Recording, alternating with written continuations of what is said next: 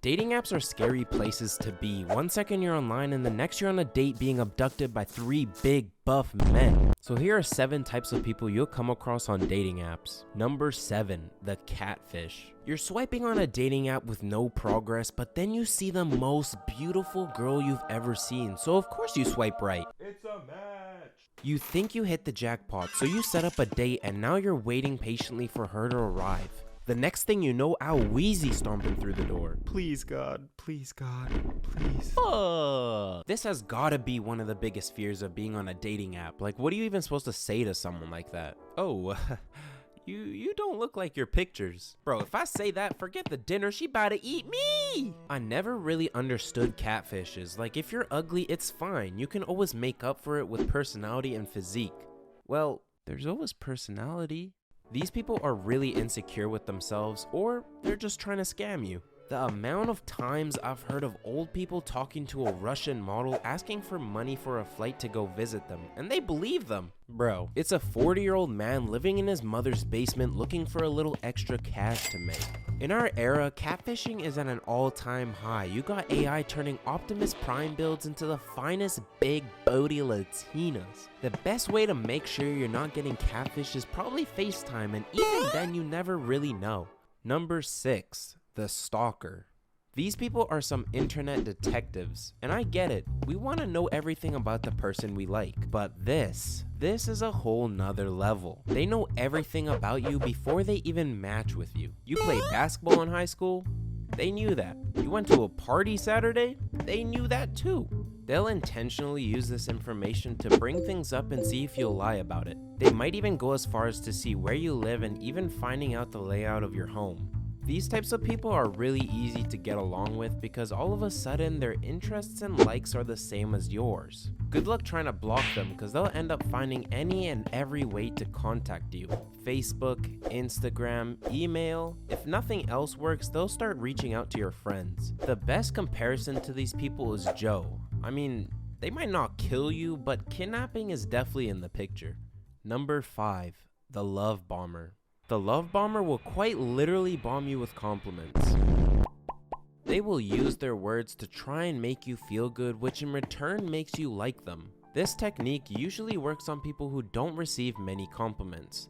Do it to the wrong person and they'll think you're thirsty or straight up weird. They'll over-communicate their feelings for you and have early on talks about your future together, like traveling together and having all these dates planned, but don't be disappointed when they don't come to light. Because they won't. They'll reel you in with their compliments, and as soon as they get what they want, they are out of there. These people are manipulators, and if they end up in a relationship, it usually becomes abusive or controlling. Number 4, the uses old pictures. Nah, cause this type of person is a menace. They know what they're doing. This girl I knew, she was swiping on a dating app and she comes across a dude. He looks good and all, but then she gets to the last photo. He has no hair and no eyebrows. But nowhere on his profile did it say that this is his current look. So giving him the benefit of the doubt and thinking it could just be some funny photo, she gives him a chance. So they plan out their little date, you know, the usual, until the date day comes. So she arrives to where they're supposed to meet, and this dude pulls up in a trench coat, slippers on, with no hair and no eyebrows. Making it even worse, this dude said scrap the plans, let's go to the liquor store and hang out at a park. Obviously, the red flag radar started flaring up like some spider senses, so she texts her friend to call her and pretend there's an emergency. So being a good friend, she calls her and says her mom just died. And I'm gonna be the first to say it was a little far, but it had to be done. She escaped the traumatizing situation, but I don't see how you could continue to use a dating app after that. Number 3, the liar. These are some entertaining people. I mean, they'll literally fake their whole life saying anything for you to like them. Oh, you don't like doctors? It's all good. They're actually an astronaut. You don't like broke dudes? Well, it just so happens to be that they're a multi-millionaire. If they were Pinocchio, their shit would be long as hell. Lying here and there, it's non-stop. These people try to make themselves seem perfect in every way, usually only looking for something temporary since they know they won't be able to keep up every lie for a long time. Online dating is a game for them, since you don't know anything about anyone, which makes lying easy and believable. Ultimately, everyone on this list is a liar in some way. The most common lie you'll come across is their age, so better get to pulling out those IDs, cause that 21-year-old you're talking to is most likely 18.